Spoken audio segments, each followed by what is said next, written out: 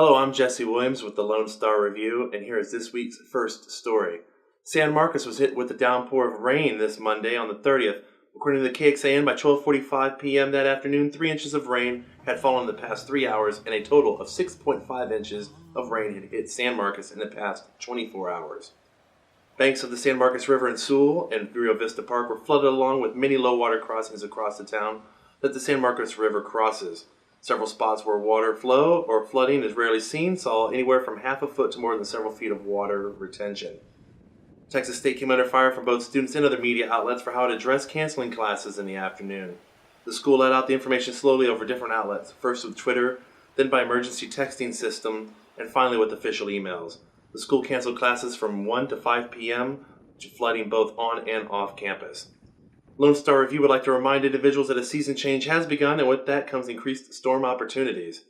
Flooding is a possible event, and one should be prepared to evacuate in a case of an emergency. Flashlights, batteries, and an FM radio are recommended at minimum. An extended effort may include one full change of clothes, a jacket, a pair of shoes, and a blanket. This is Jesse Williams with another public service announcement from the Lone Star Review. Just a friendly reminder that San Marcos is a hands-free city. Hands-free means that while you're driving, you're not talking on your cell phone while using your hands to hold the cell phone. This is done to help maintain safer highways and lower the chance of an accident while you're driving. We recommend you use a Bluetooth headset or use a Bluetooth or auxiliary cord to your car stereo. A public service announcement from the Lone Star Review. Hello everyone, my name is Charles Dudo and I am joining Jesse Williams tonight on the Lone Star Review.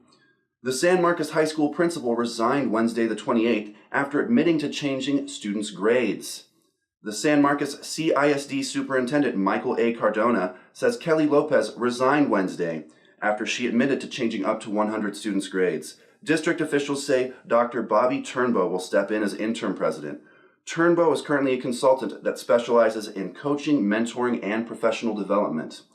The district stated issues that involve the violation of grading policies and procedures and the awarding of credit not earned by students at the school. The superintendent stated that he did not ask Lopez to resign and that she resigned on her own accord. It's Lone Star Review here with the PSA for you. I'd like to let you know that if you're not registered to vote, register yourself to vote. That way when the general election comes up in November, you can let your voice be heard. Register to vote today. A message from the Lone Star Review. On September 25th, a guest column with the San Marcos Daily Record, written by 3 council members that walked out on last week's vote, outlined the reasoning behind the walkout. Anita Miller of the San Marcos Daily Record stated that, quote, fact-finding revealed that an error had been found in following proper procedure in the town's land development code, which meant that the council would be breaking its own city code by voting on a change in land usage. The article by Miller goes on to state, these 3 women seem to be taking their jobs on the city council very seriously, and we applaud them for seeing the problems and voting yes on this issue, and instead taking the ethical high road and abstaining to vote rather than voting in violation of the city code. Lone Star Review believes that this leaves the question of who may take action against the city for violating its own codes and procedures, which is yet to be answered. It's a public service announcement from the Lone Star Review. With the change in season, we will see an increase of rainfall, which means possible flooding throughout the rest of the year. We recommend that you keep a spare set of batteries, flashlight, and radio on hand in case the power goes out and landlines are not available. Even with cell phones, you might not be able to reach the outside world. These devices will come in handy in case of an emergency. A public service announcement from the Lone Star Review. An iconic marker along Interstate 20 just south of Dallas has become a safety concern. The Texas-shaped version of the Texas flag gets visitors every day, except for the problem that there is no official rest area near the monument. Drivers have pulled off the interstate so much to reach the area that a beaten trail has formed from cars driving over the grassy area. Along with the trail, a small unofficial dirt parking lot has formed, and where the trail starts, there is a keep off the median sign. The challenging safety concern for visitors with the current arrangement is getting back on the interstate from the bumpy median. Patrons would have to enter back on the interstate from the left lane, which is designated for passing and faster traffic. It goes against driver expectations where you have to pull off from the fast lane to get into a rest area, Tony Hartzell with the Texas Department of Transportation had to say.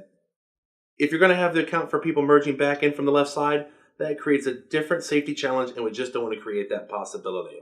That's it for the Lone Star Review. If you want to catch more of our content, take a look up there. That is a link to our website or maybe our channel page. Find out. And if you have any interest in the stories, check below. They're right there.